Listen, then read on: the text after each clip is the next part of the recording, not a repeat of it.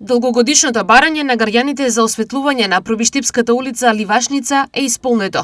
Градоначалникот Тони Тоневски експресно им излезе во пресрет. Овие денови комплетно е завршен еден проект кој што граѓаните долго време го бара, а тоа е поставување на улично осветлување.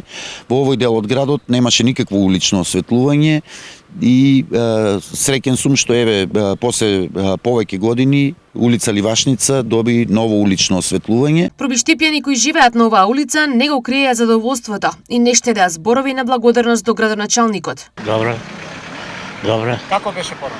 Порано беше темнина, сега се виде. Па заврли сме благодарност голема. До кого? До Тони. Па сега е добро.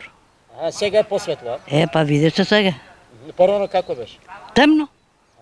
Темно бе, деца водат, ние ај старија, ма деца водат нагоре, надоле. Да, а сега со новото улично? Добро е. Фала му на градоначалникот. Освен Ливашница, во план е осветлување и на други делови од градот. Покрај улицата Ливашница, со овој проект опфатена е и улицата Осоговска и таму се поставуваат нови улични светилки, исто така и ќе биде реконструирано уличното осветлување на плоштадот во Злето или така наречените Десетски гумна, каде што ќе бидат поставени нови канделабри. За разлика од останатите општини, Пробиштип нема ангажиран економски оператор за одржување на уличното осветлување. Општина Пробиштип сама го одржува уличното осветлување со нашите служби.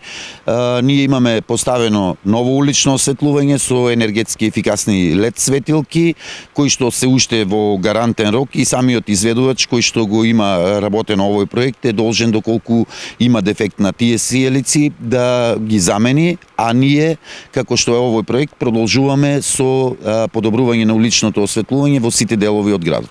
За осветлување на Ливашница, локалните власти потрошија 1,3 милиони денари општински средства.